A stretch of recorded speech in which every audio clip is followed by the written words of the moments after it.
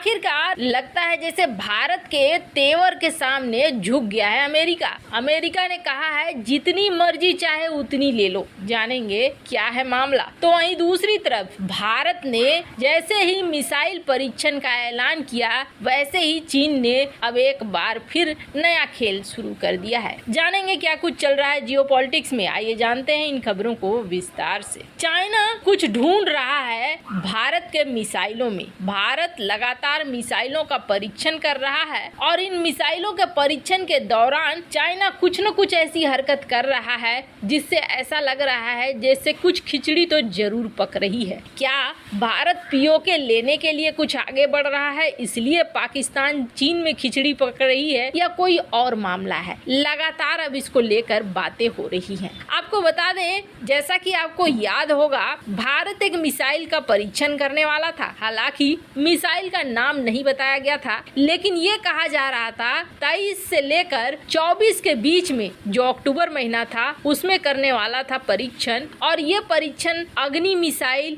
या फिर के सीरीज की मिसाइल का परीक्षण हो सकता था। भारत सरकार की तरफ से नोटम जारी किया गया था और ये नोटम था 2200 किलोमीटर का। लेकिन जैसे ही भारत सरकार ने ये नोटम जारी किया, उसके बाद खबर ये आई कि चाइना का जो जासूसी शिप है युआन वांग 6, वो इस एरिया में आ रहा है। इस एरिया में रहा भी उस समय के अंदर और इसने काफी समय तक यहाँ जासूसी करने की कोशिश की, जिसके बाद भारत सरकार की तरफ से ये निर्णय लिया गया कि हम अभी मिसाइल का परीक्षण नहीं करेंगे और मिसाइल के परीक्षण को कैंसिल कर दिया गया। अब उसके बाद भारत ने फिर से नोटम जारी किया और ये नोटम अब जारी किया गया है 23-24 नवंबर के लिए बे ऑफ बंगाल में 2200 किलोमीटर रेंज की, जिसे देखकर ही लग रहा है कि कुछ बड़ा भारत यहाँ पर परीक्षण करने वाला है। और जैसे ही ये खबर चीन को लगी है, वैसे ही युआन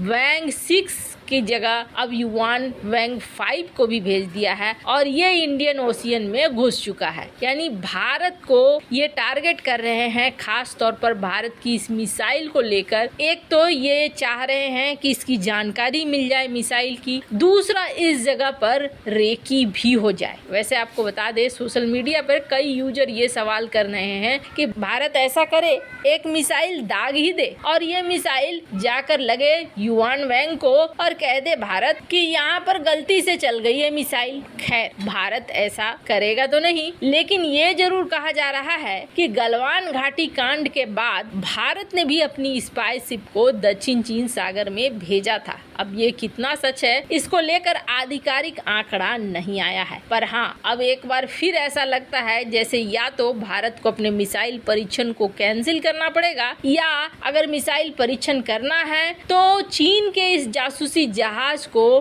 किसी न किसी तरीके से बाईपास करना पड़ेगा। खैर, जहाँ एक तरफ ये सब कुछ हो रहा है, वहीं दूसरी तरफ अमेरिका का तो लगता है हृदय परिवर्तन हो गया है। यूक्रेन युद्ध शुरू होने के बाद से ही रूसी तेल खरीदने को लेकर लगातार भारत के पीछे पड़े थे अमेरिका और पश्चिमी देश। बहुत गंभीर आलोचना का सामना करना पड़ा। इसके बावजूद भारत सरकार ने कहा कि हम रूसी तेल खरीदने से पीछे नहीं हटेंगे। भारतीय विदेश मंत्री एस जयशंकर, भारतीय पेट्रोलियम मंत्री हरदीप सिंह पुरी, ये सब हर मीडिया, हर डिप्लोमेटिक प्लेटफॉर्म पर रूसी तेल खरीद को लेकर भारत का अपना पक्ष मजबूती से रख रहे थे। ये तो बहुत बड़ी बात है। जिस तरीके से डॉक्टर एस जयशंकर और हरदीप सिंह पुरी जी ने पूरे मामले को संभाला है, पूरी कूटनीति, विदेश नीति को संभाला है, वो काबिले तारीफ है। आप जरा सोचिए कि बहुत सारे पत्रकारों के सवालों का जवाब देते हुए अपनी कूटनीति, अपनी विदेश नीति पर अडिग रहना बहुत बड़ी बात है। एकदम से जब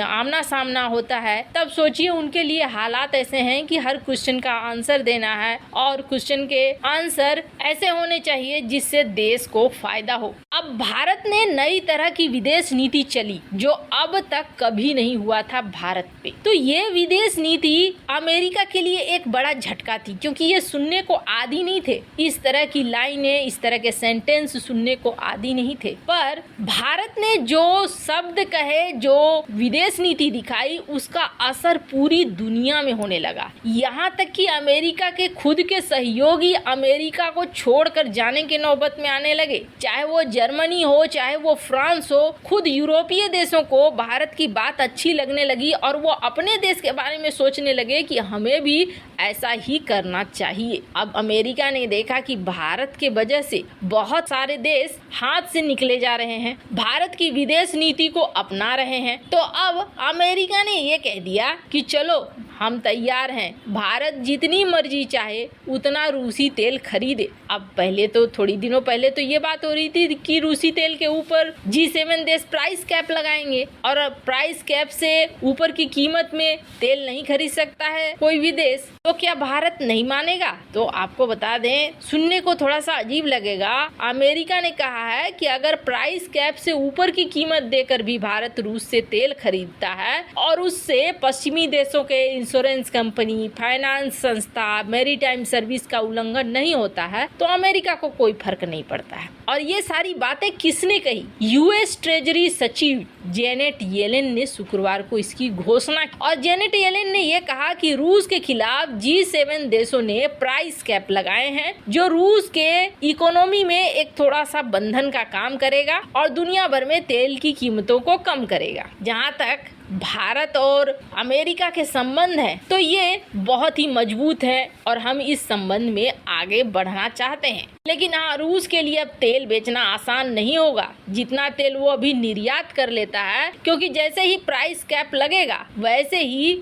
जो बड़े बड़े डिस्काउंट देकर तेल बेचता है वो संभव नहीं होगा। अब रूस नहीं मान सकता है, खरीदने वाले देश नहीं मान सकते हैं, जिसके लिए पहले से ही G7 देशों ने तैयारी रखी है कि अगर आपको लेना है तो आपको शिपिंग करना होगा, और शिपिंग की सारी कंपनियां तो यूरोप और अमेरिका के पास है। तो ऐसे में आप तो मजबूर हो ही जाओगे प्राइस कैप के अंदर लेने के लिए, क्योंकि हमने अपनी कंपनियों को बोल रखा है अगर प्राइस कैप वाला तेल होगा तभी ढोना, वरना छोड़ देना। लेकिन यूएस ट्रेजरी सचिव कह रही हैं कि आपके लिए तो और अच्छा हो गया, एक तो प्राइस कैप लगा रहेगा, ऊपर से और दाम कम करवा लेना। चीन और भारत के लिए इन्होंने सुझाव रख दिया कि आपके लिए फायदा ही फायदा है। इन्होंने कहा कि प्राइस कैप लग जाएगा तो तेल की कीमत 63 से $64 प्रति बैरल की होगी रूस की, यानी हम खूब लूटेंगे। अब समस्या ये है कि अमेरिका ने अपनी चाल तो चल दी, यहाँ पर रूस, भारत और चीन के लिए समस्या शिपिंग की खड़ी हो गई। अब रूस ने ये कहा है कि हम टैंकरों से तेल देंगे, लेकिन ऐसा लगता नहीं है कि टैंकरों के जरिए तेल आपूर्ति सही हो पाएगी। टैंकरों के जरिए तेल आपूर्ति करने से तेल के दाम बहुत ज्यादा बढ़ जाएंगे। छूट तो दे रखी है, लेकिन अब देखना होगा कि भारत और चीन जैसे देश रूस से तेल खरीदेंगे कैसे, क्योंकि माल आएगा कैसे। वैसे इन सब मामले में आपकी क्या राय है, कमेंट कर जरूर बताएं।